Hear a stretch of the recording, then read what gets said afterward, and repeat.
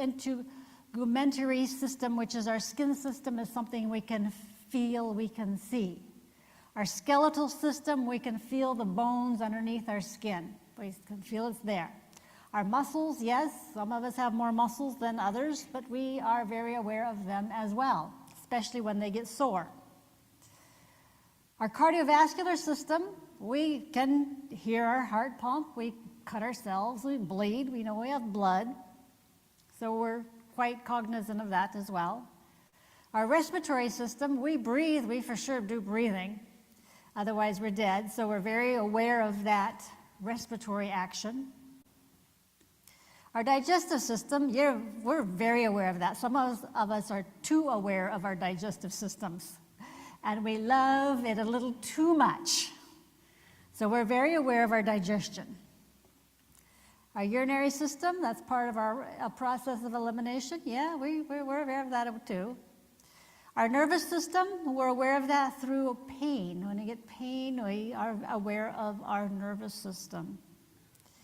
And the reproductive system, we're aware of that as well. But there are a couple systems that we are not so very aware of, or we're not so cognizant of, because it's hard to see it, it's hard to touch it, it's hard to feel it, it's hard to see its action just from face value. And that's the lymphatic system, which helps to fight disease and maintains fluid balance, and then our endocrine system, which is what produces hormones. When was the last time you saw one of your hormones? You're not going to see it. Because what it is substances that are produced by various organs in our body that get dumped into the bloodstream and circulate to whatever target cell or organ that it happens to need to go to. And it says, oh, okay, I know you, I need to be here, and that's where it lands, and that's where it takes its action. So it's kind of like a secondary nervous system, but not as quick, but it's still very powerful. Maybe more powerful than many of us may realize. So the organs of our endocrine system are hypothalamus, which acts as a control center. Our pineal gland, which produces melatonin, that has to do with our sleep. We're not going to talk too much about melatonin today. I've mentioned it before in times past. Our pituitary gland, our thyroid gland, our parathyroid glands. Now, these top 5 are from our neck up.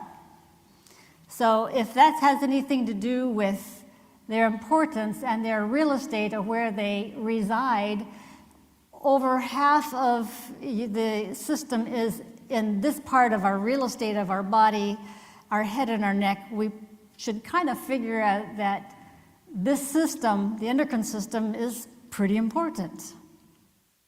There's the thymus gland, which is kind of in your upper chest. Then our adrenal glands, which sit at the top of our kidneys, our pancreas, and then ovaries and testes. And then there is another unofficial one that is not going to be shown on lists of endocrine glands, and that's excess weight. And I'm going to talk about that in a little bit. But excess weight acts as an endocrine gland as well. So the body makes over 50 hormones. I can assure you we are not talking about 50 hormones today. But it just shows how important, how multifaceted, how many different things you can imagine that the endocrine system that makes the hormones, how important it is in so many different functions, and that is the truth. It has a huge amount of impact. And there are 3 basic or main categories of hormones. There's the peptide hormones, which are basically strings of amino acids stuck together or held together by a special peptide bond. Then there's just plain amino acids, which are basically proteins that are acting as hormones. And then there's the steroid hormones, which part of which are what are labeled as the sex hormones. So we're going to talk about some of these today. And those are the three main categories that hormones fall into in our bodies. How do we affect our hormones? Yes, we affect our hormones in a very significant way. What we eat affects our hormones. Are we eating a high-fiber diet or are we eating a fatty diet? What do we drink? We drink water. Do we drink water or do we drink something else? Such as caffeine, alcohol, soda pops. What are we drinking? And are we drinking enough of that? Excess sugar consumption also affects your hormones, so don't do it. It's not a happy situation. Our weight affects our hormones. You see, as a person has extra weight on their body, that extra fat, because extra weight is basically stored fat, that extra fat itself produces hormones. Specifically, it produces estrogen. That's what it does, both male and female. Extra fat in you is going to produce extra estrogen. And generally, that is not a good thing. Estrogen is needed, yes. Estrogen is needed, especially by females and also some by males too. That's just the proportion. But excess is generally not a good thing. And that's why, again, we did the body composition a few weeks ago, so that you can see if you're in the little green bar or if you're not in the little green bar. Because if you're not in the little green bar and you're above the little green bar, that means you've got excess weight. That means that excess weight is acting as an endocrine gland and is producing excess estrogen. And generally, excess estrogen is not the best thing for males or females. Now, females can have too low estrogen, and we'll talk about that a little bit later on. But generally, excess estrogen is not a happy thing. And so guys, if you've got excess weight on you, that you're above that little green bar, you are producing excess estrogen. You're producing some extra estrogen. So that's a motivation for getting our weight back down into that little green bar. Our sleep affects our hormones, and many hormones are released while we sleep. Exercise also affects our hormones, and especially high-intensity interval training and strength training, or we might call it resistance training instead of strength training. Those two things are really helpful for normalizing hormones and boosting the hormones that we're not making enough of. So in addition to the body composition that we did a few weeks ago, we can start seeing why that we had Elder Menti talk about exercise and building muscle a few weeks ago, because that ties right in with whether or not your hormones are in balance. Stress control. Interestingly, Sister Paula basically talked about stress control this morning. There are multiple aspects of stress control, and identifying what is stressing us can be very helpful in determining what we need to do to mitigate it, because stress is going to affect our hormones in a not positive way. Toxin exposure and how much our liver is detoxifying is another big aspect, because obviously if we're exposed to toxins, our body has to deal with that, and then that's through our liver, which also processes most of the hormones or the excess hormones that we may have. So it puts additional weight on our livers having to do its thing. So these are the basics of balancing your hormones. And we're going to come back to this, but also add some additional things to this. But this is the basics of hormone balance and resolving hormone imbalance. Eating a high fiber diet and not a fatty diet, drinking water and enough of it. And when I say enough, that also means not too much, so that if you're drinking a lot of water, making sure you're replacing your electrolytes, specifically your magnesium, possibly your potassium, as well as your sodium. Making sure you're not eating a lot of sugar. Sugar is loved by many, many people. Pulling that down is really important. Making sure we have a healthy body weight. Making sure we're getting enough sleep. Getting a minimum of 7 hours or at least 7 hours of sleep a night. If you are having hormone imbalance, that's what you really need to do. Making sure you get your exercise, high intensity interval training and strength training. Stress control and then toxin exposure, mitigating that, and making sure your liver is working well. That's our basics of balancing hormones. So we're going to look at a few. We looked at this one earlier this month, human growth hormone, HGH. It's made by our pituitary glands. And it is especially is important for growth in children, but it also helps with our metabolism, muscle mass, and fat reduction. Now, HGH declines as the years go by. So what does that kind of mean to us? It's one of those things that contribute to making it more difficult to lose weight as we get older, and our loss of muscle mass. And our loss of muscle mass actually makes it harder to lose weight, so it becomes kind of like this vicious circle.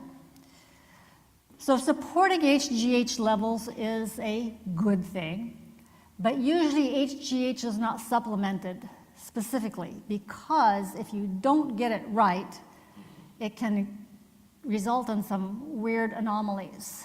Structure issues, muscular issues. So generally, HGH is not directly supplemented unless there's a specific problem. Instead, it's better that we encourage the body to make its own HGH and keep its levels up.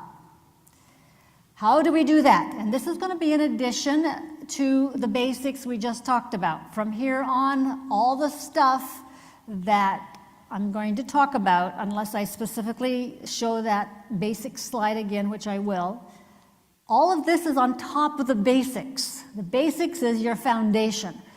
So generally, these things are what you do in addition to the basics. They may be an amplification of the basics, but the basics need to be there.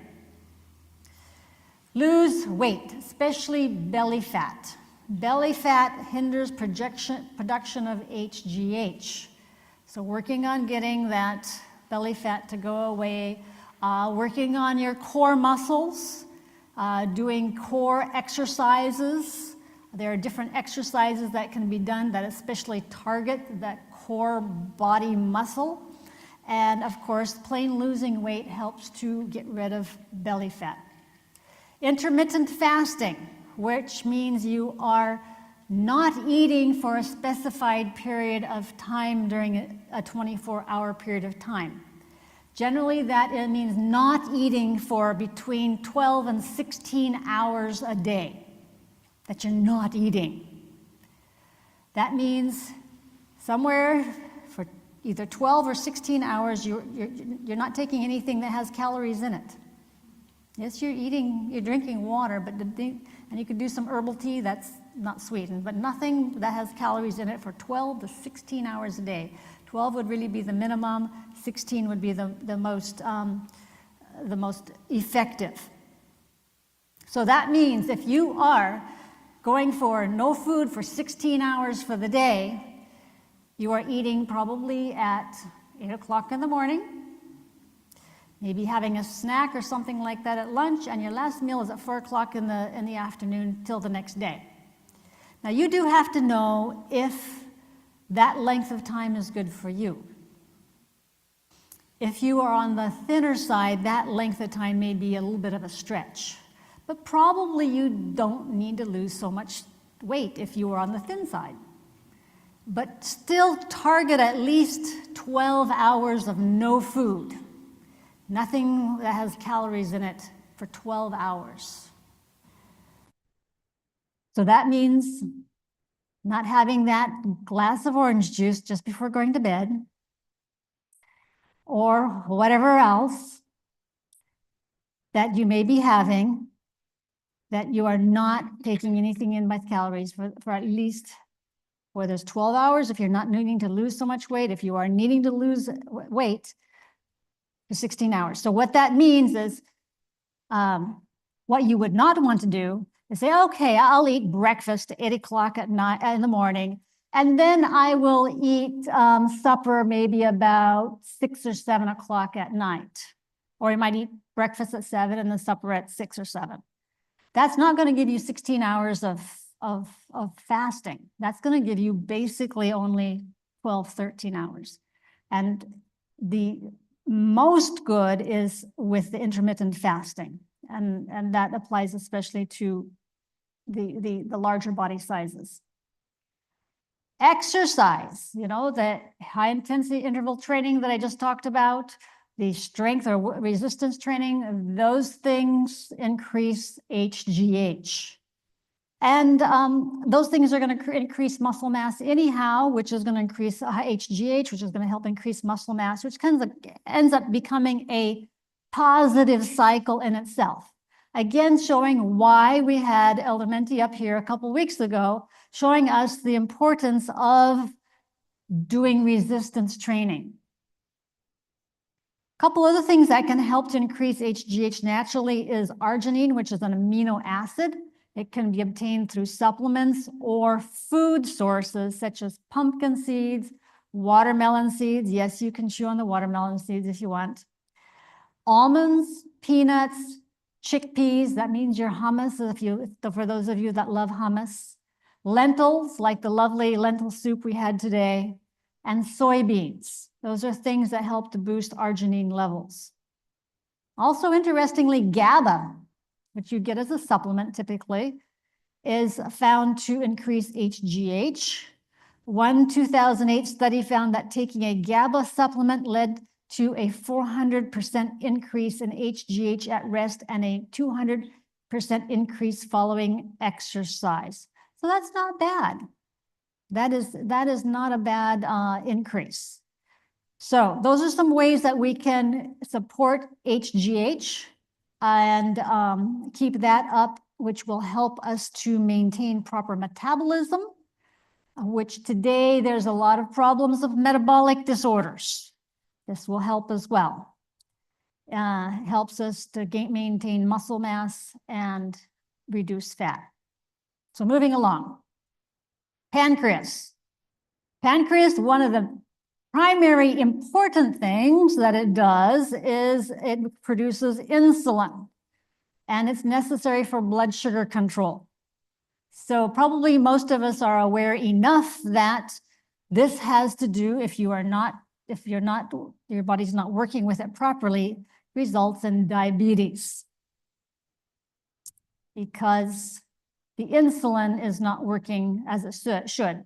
Now, of course, there are two kinds of diabetes. One is type 1, in which your pancreas is just not producing enough insulin, and that's different than type 2. Type 2 is where your body is producing the insulin, but it's not working as it should be. It's being resisted. Now, type 1, typically, a person is going to have to take insulin. They can do diet and lifestyle factors, which can pull the required dosage down quite a bit, but many times they still have to take some kind of insulin for perhaps the rest of their life. But for type 2, it's being resisted. Something is resisting it. And what is resisting it? Basically fat. Fat is resisting it. Your body fat and your fatty diet is resisting the action of the insulin. It's like the fat got into the lock of the door. Remember this morning I talked about the insulin opens the door so the glucose can go into your muscles and provide fuel for the muscles and other things that it has to do. Well, when there is too much fat in the body or in the diet or both, that lock is like somebody stuck something in it and you can't get your key. The key can't get in anymore. You've got the key. The key is not the problem, but the key can't get into the lock to open the lock so you can go through the door. And so you're stuck. That's fat. So what has to be done? Fat has to be reduced, both in your dietary intake and in your body fat. And one of the very best ways of doing that is going on a very low fat diet, especially until we get the situation under control. You see, fat also has over twice the amount of calories that carbohydrate and protein have. So that's a lot of calories. So in trying to lose weight, we have to pull down calories. And one of the best ways of pulling down calories is pull down the amount of fat in your diet. You still can eat the other stuff and carbohydrates and protein. And I need to make sure and emphasize that it's whole plant foods with lots of fiber, not processed stuff. Everything that you eat, you want to have fiber in it. And that means plant foods, whole plant foods. So losing weight is very important, and reducing the amount of fat intake in your diet is a key way of doing that, because that's one way you can pull down the calories very much. And some people will say, well, you know, I'll just eat an avocado. An avocado? You know how much fat is in an avocado? We're trying to reduce fat in this particular situation. I'm not saying that avocados are bad. Avocados can be good, but if you've got weight to lose and you're trying to lose weight, we're trying to reduce some calories here. And having an avocado, how about having an apple instead? How about having something else that doesn't have so much fat in it, at least until we get some things under control, especially your weight? So that means no visible oils, no oily foods, no fried foods, not potato chips that we dearly love, minimal nuts, avocados, and other fatty plant foods. That's until the insulin resistance and weight is under control, and we start going in the right direction. Also try this intermittent fasting. This is especially where that 16 hours without food is going to come into a special play, is for somebody who is a diabetic and has insulin resistance. They're going to want to try push to that 16-hour fast every day as much as possible. And it's important that anybody with diabetes has an exercise program, getting into that exercise. And yes, we may have to work up to it, because we may not be able to do high intensity interval training right now because, well, we just haven't been doing that, and then that's just over the top for us. But working up to that and using some of that strength training techniques we talked about. Doing other things like sunlight, getting out into the sunlight, which reduces blood sugar, reduce our stress, which we already saw has a big impact on hormones. And one last thing as far as diabetes, juicing particularly green string beans and Brussels sprouts, along with some carrot juice and some other vegetable, such as celery or green peppers or something else, is very good, because those things provide a natural insulin-like factors. So the reason that diabetes got into this discussion is because insulin is a hormone, and we are looking at hormones. Thyroid. Thyroid is connected to thyroid problems. Functions of the thyroid have to do with energy, whether or not we're fatigued or we have plenty of energy, our weight, our metabolism, and much more. The two problems that can usually happen with thyroid is hyperthyroid and hypothyroid. Hyper being too active. Often that is a situation where a person is maybe having a hard time maintaining weight. They're anxious, they're maybe irritable, things like that. And there are other heart issues that can go along with that. And then there's hypothyroid, which the thyroid is under functioning, and you have problems losing weight. You might have hair problems. You might have problems staying warm enough, things like that.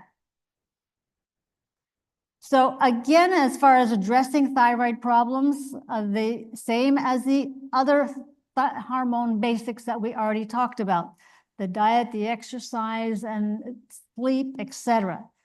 So all those things, but especially exercise. Exercise is going to be also very important for a person with thyroid problems. Stress especially seems to play into hyperthyroidism, which you could see why, because hyperthyroidism often has to do with being anxious anyhow. Autoimmune diseases can contribute to hyperthyroidism. And now for hyperthyroid, some things that can be helpful in addition to the basics of hormone balancing would be radishes. Interestingly, radishes, yes. Lots of cruciferous vegetables, as well as the herb bugleweed. Bugleweed can be very helpful in pulling down hyperthyroidism. For hypothyroid, too low functioning thyroid, Lugol's iodine, somewhere between 60 and 50 milligrams. That's quite a range. So yes, you kind of have to figure out what is good for you. And selenium, between 200 and 400 micrograms. That's micrograms, not milligrams. Typically, you don't want to go much above 400 micrograms a day in selenium. The selenium helps the body to use the iodine. Zinc with perhaps a little copper might be helpful for hypothyroidism. Black cumin seed powder and oil, as well as ashwagandha, can be supportive of hypothyroidism.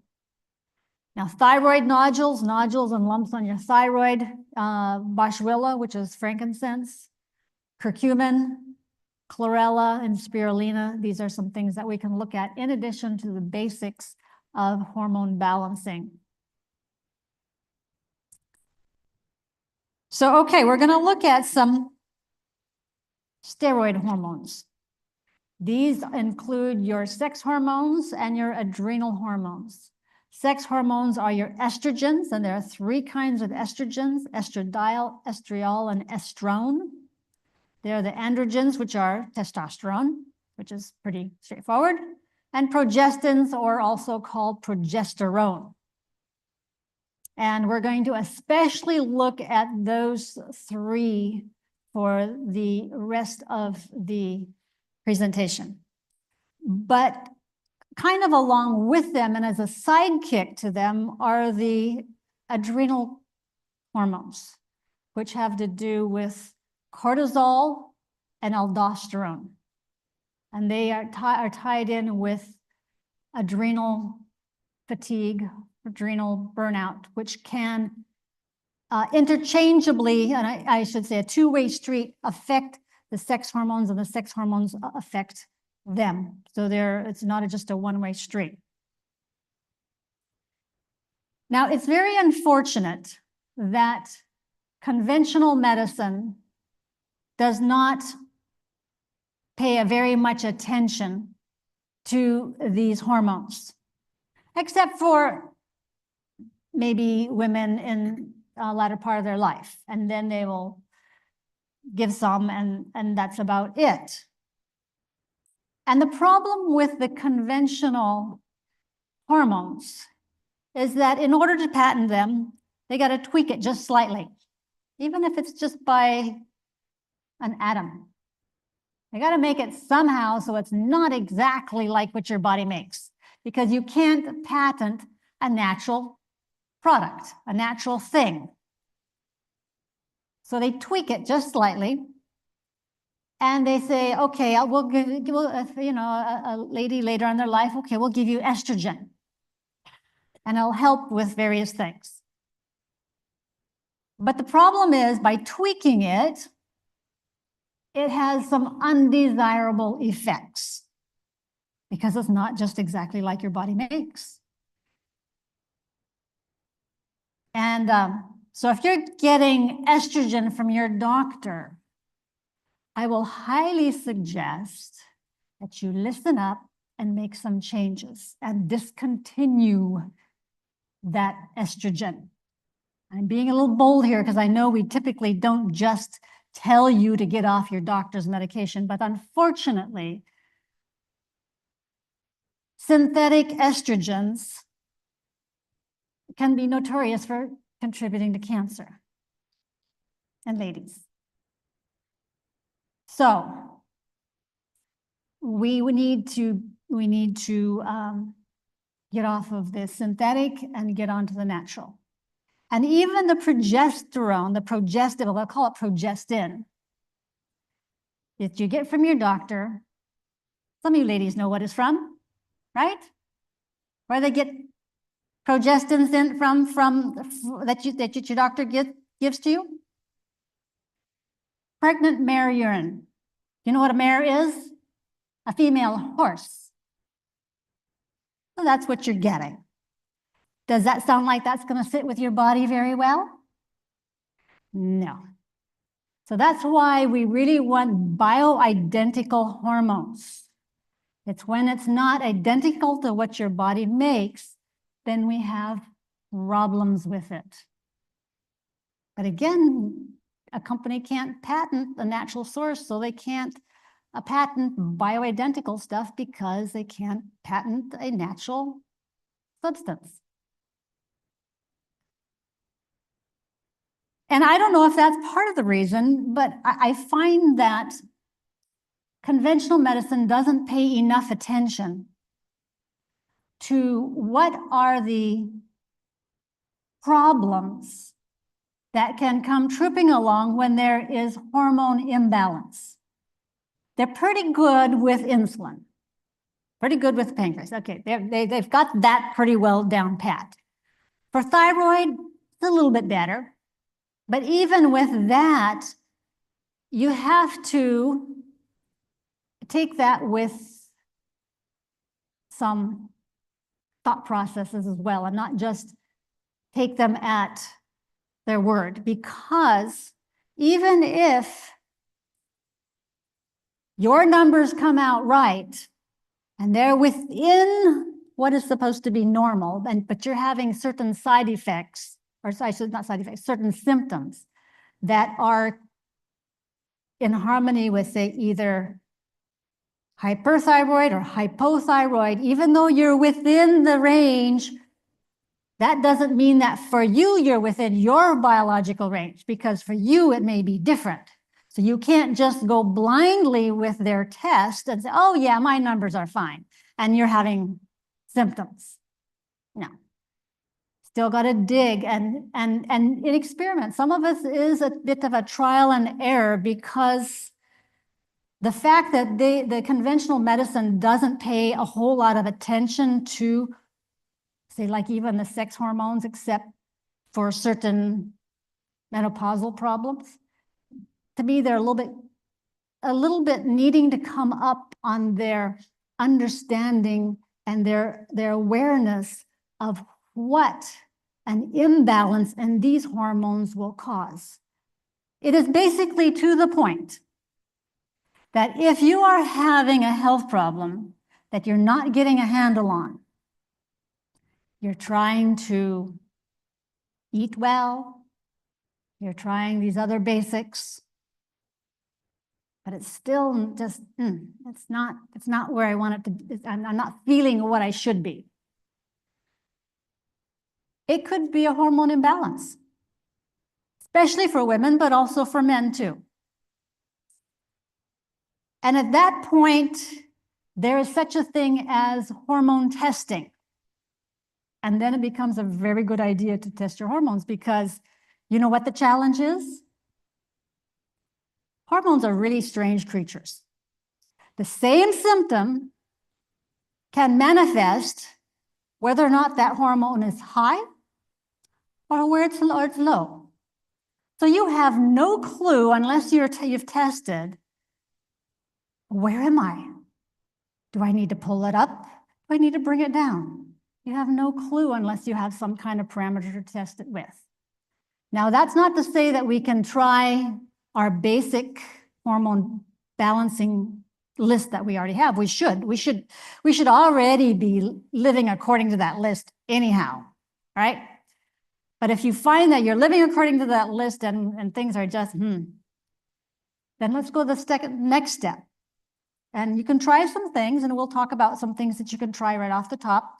But if it still is not resolving, then you should not expect to just to have to live with it, but to find out the answers. Now, this graph shows us some interesting things, and we could talk about this graph for a little bit.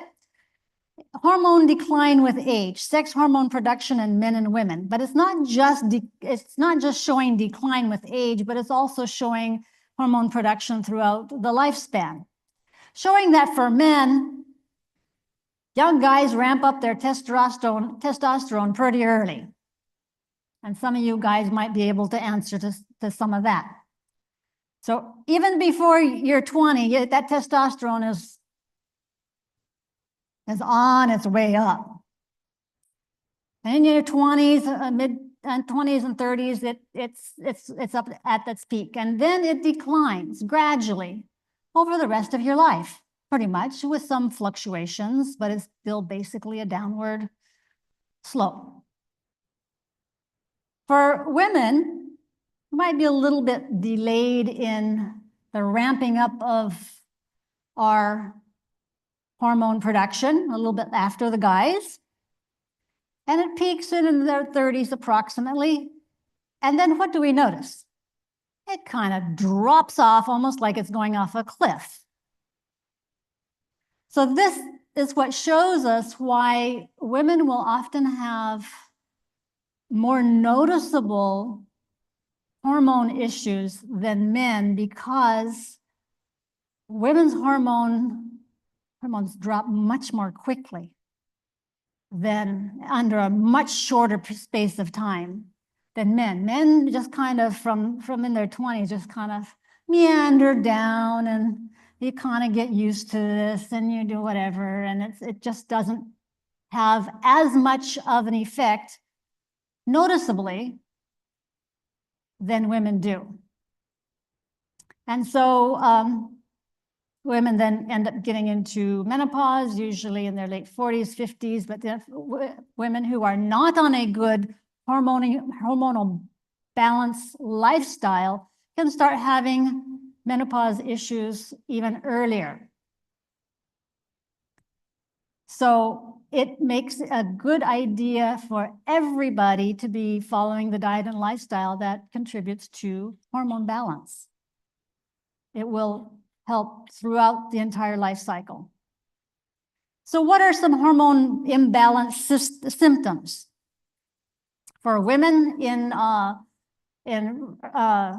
reproductive age, before menopause, irregular cycles, estrogen dominance, which would contribute to all PMS symptoms, headaches, bloating, cramps, endometriosis, uterine fibroids, problems with your breasts, et cetera, et cetera. It'll also manifest as weight gain, depression, irritability, breast cancer, et cetera, et cetera. And this is a very short list, but there's a much longer list. This is some of the bigger things. For ladies in the menopause situation, it can be manifested as weight gain, depression, hot flashes, night sweats, heart palpitations, anxiety, fatigue, memory problems. Yes, memory problems. And you think, oh, it's just that I'm just whatever. Well, it could be hormonal imbalance. It's not just Alzheimer's that contribute to memory problems. Hormonal imbalance can contribute to memory problems as well. Osteoporosis is a manifestation of hormonal imbalance, and et cetera, et cetera. This is a short list. There are much longer lists than this. For men, low testosterone. This could translate into infertility, prostate problems, yeah. So, you know, quite a few guys get prostate problems, but they don't think of it as a hormonal imbalance. Sleep issues can be as a result of hormone imbalance.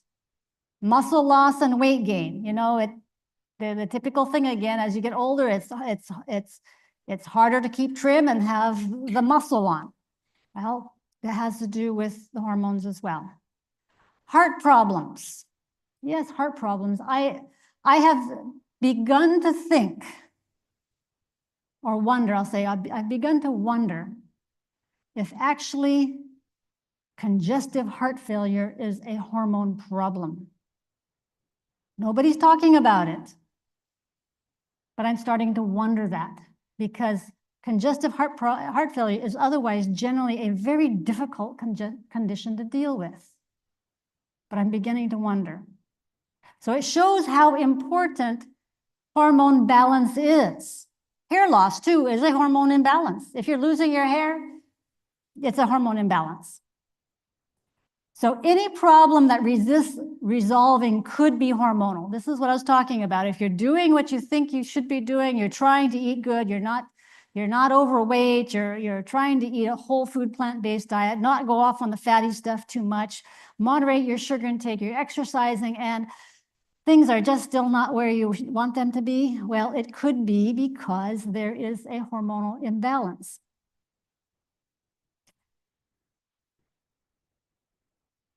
The only other possibility I'll mention that it could be is some kind of amino acid imbalance. But as we just said already, 2/3, two of the three different categories of hormones are amino acid or protein based anyhow. So there's a definite tie there as well. So looking back again, I want you to catch, this is the basics of hormone balancing. Eat a high fiber, low fat, I got fat in there twice, I guess, to make sure you get low fat diet, plant-based diet. So in other words, yeah, not including a lot of fatty stuff in your diet. Drink enough water, no caffeine or alcohol, no soda pops. Limit sugar consumption, maintain a healthy body weight, sleep at least 7 hours per night, exercise at high intensity interval training and strength or resistance training, stress control and de-stress your life, toxin exposure and detoxification. And you know, supporting your liver with at least things like milk thistle and sweating, which is part of your exercise anyhow. And other things like limiting your toxin exposure, avoiding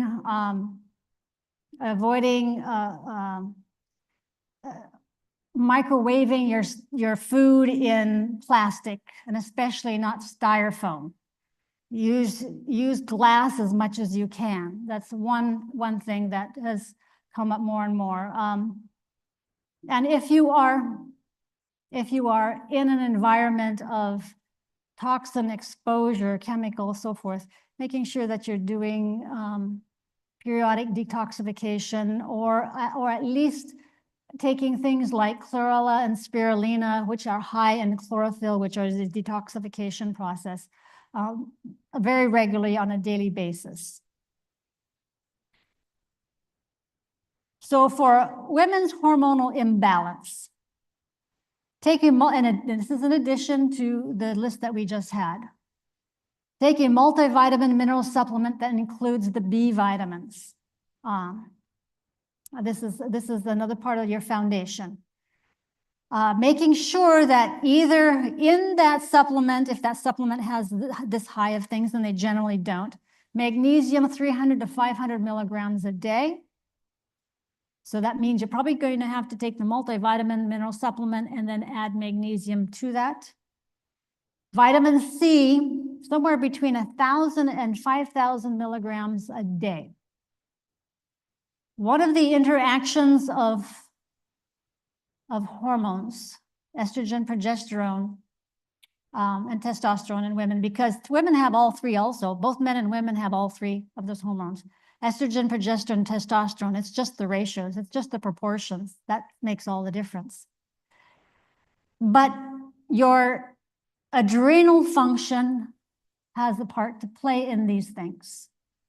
And if your adrenals are exhausted, usually through stress, they may not be supporting your hormonal balance as well. And interestingly, vitamin C is something that can help with stressed adrenals. So that's why there's such a range on vitamin C levels. You kind of have to play with it and see where you are on the spectrum, because everybody's different. You can't just have a pat answer. You have to end up working with it. Also, the higher levels would generally be more for the ladies that are in the menopausal realm versus the younger ladies.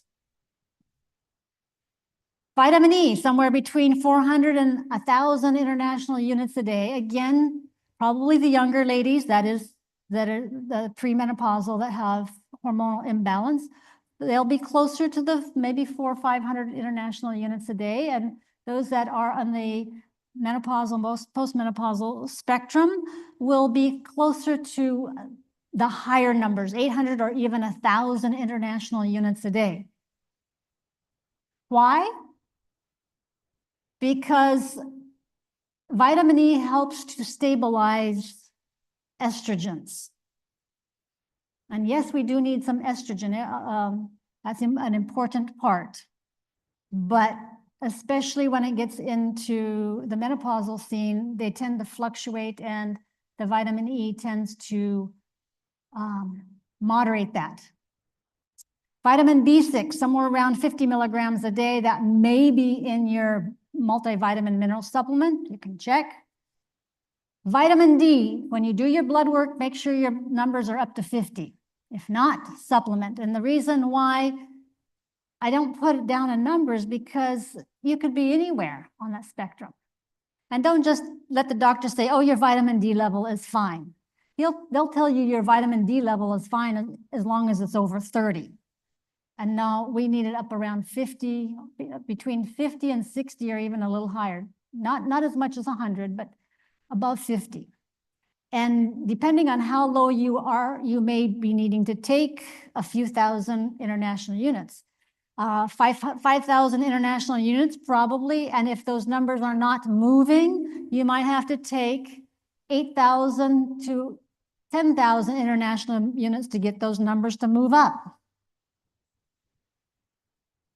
Some herbs for hormone imbalance would include black cohosh, red raspberry leaf, chaste tree berries, and there are some other things that can be considered. Those are classic ones. Another classic one would be like Damiana. Sarsaparilla and licorice are for adrenal insufficiency, again, because the adrenals have their hand in progesterone, estrogen, and testosterone balance as well. And now, as I said, when we get down to we've endeavored to do some diet and lifestyle things, and it's just like, I'm not getting resolution. Looking to bioidentical hormones is a definite possible solution. For women who are premenopausal, many times they don't need to get a hormone test. They've got problems, okay. Most of the time, it's because of too much estrogen and not enough progesterone. That's the vast majority of hormonal imbalance problems in younger women. Too much estrogen relative to progesterone, and how you fix that is to bring up your progesterone levels. The other way is to lose weight. If a person's overweight, then yeah, let's lose some weight and add some bioidentical progesterone. And you use quantities that will resolve the issue. And usually the way to deal with that is you take, or you use the bioidentical progesterone. It's as a cream, a lotion, you use externally, and you use that for 2 weeks out of the month. And then you don't use it for 2 weeks out of the month. And there may be some variation depending upon the particular problems that you may be dealing with. But usually for younger women, that will take care of the vast majority of things, along with the diet and lifestyle and the vitamins and herbs that are needing to be addressed. Now for menopause ladies, yes, the progesterone is still needed, still need to be used, but may need to add some bioidentical estrogen as well. Usually the younger ladies don't need estrogen. I cannot think of a situation at this moment in which a younger lady is going to need estrogen at all. The estrogen replacement, and when I say estrogen replacement for us, understand I'm talking about bioidentical, not the synthetic, not the drug form, but the bioidentical one. May need to add some bioidentical estrogen that helps with a number of problems, such as like hot flashes, thinning of the tissues, as well as heart issues, as well as osteoporosis. And it's best if these bioidentical hormones can be implemented within the first 10 years of menopause. They'll have the best effect. And again, because some hormones will have a similar problem if they're too high or too low, especially once we get into having to deal with the estrogens and maybe DHEA, it's good to test to see where you are. And even for younger ladies, if again with dealing with the bioidentical progesterone, if there's an issue that's not being resolved, testing to see where you're at, because otherwise, if it's not resolving, there's a problem somewhere, we need to figure out where it is.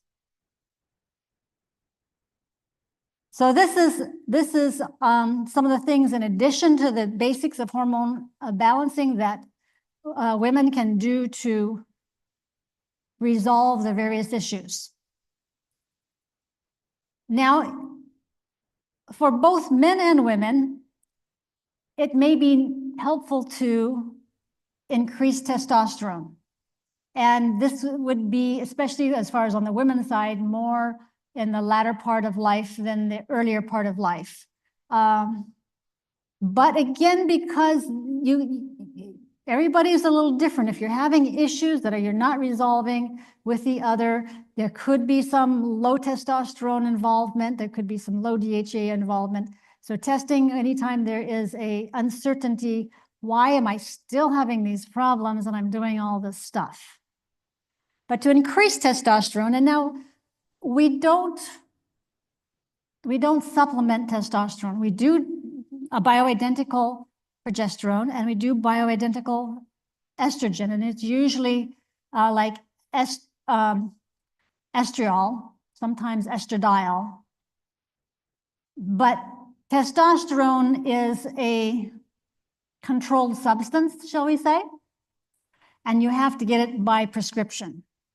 So if you are going to a medical doctor that is licensed to write prescriptions, and it is determined that you are low on testosterone, you can get some testosterone that way. But you're not going to be able to go readily out on the internet unless you maybe go underground to find testosterone. However, there's some things that can be done to bring up testosterone. We looked at it as far as in men, and as far as women is concerned, fatigue and losing muscle mass and tissue strength. Those can be indicative also of testosterone. Some foods to increase testosterone include chickpeas, lentils and beans, mushrooms, and broccoli. Sounds like that's pretty good. Some vitamins that help to increase testosterone is vitamin B5 or pantothenic acid, somewhere in the neighborhood of 5 to 10 milligrams a day. Now look at that vitamin mineral supplement to see if the pantothenic acid or B5 in your multivitamin mineral supplement is that level, and if you are good, if it is there, that's good. Some herbs include ashwagandha and stinging nettles. Pomegranate juice, some people say that pomegranate juice, about a half a cup per day, can help increase testosterone levels. Bioidentical progesterone. Yes, you cannot get testosterone readily, but you can get progesterone. And what that does is it helps in the production of the testosterone. So some men do find that it does benefit them to use some bioidentical progesterone as well. DHEA supports testosterone production, and for men, we're looking in the neighborhood of 40 plus milligrams per day for men, 40 to 50. Women, 10 to 20 milligrams per day for women typically. However, if your hormone tests determine that your DHEA is either too high or too low, that number that you're supplementing may have to be adjusted. Zinc citrate at 30 milligrams per day helps to raise testosterone for some people. Vitamin D, again, getting those numbers up to 50 is helpful. Boron, 5 to 6 milligrams per day. So these are some things that we can do to increase testosterone. And it's not just for men, it's for women as well. And so it's interesting, though, that many of the things overlap between just plain getting the rest of the hormones in balance and specifically attending to this. Now, if you're not convinced yet that hormone imbalance, I'll say, hormone imbalance can result in a lot of problems. That's going to be a little hard to read, but this is a screenshot from a hormone checklist of things that can go haywire, or symptoms, I'll say, symptoms that you can experience if your sex hormones are imbalanced, if your adrenal hormones are imbalanced, and if your thyroid hormones are imbalanced. This is just the one for women. So if you're still thinking, well, you know, I'm doing okay, I have this or that or the thing, it doesn't have anything to do with hormones, I'm good with my hormones. Well, maybe, maybe not. Men, this is the men's. So you think, oh, I'm not a woman, I don't need, my hormones are good.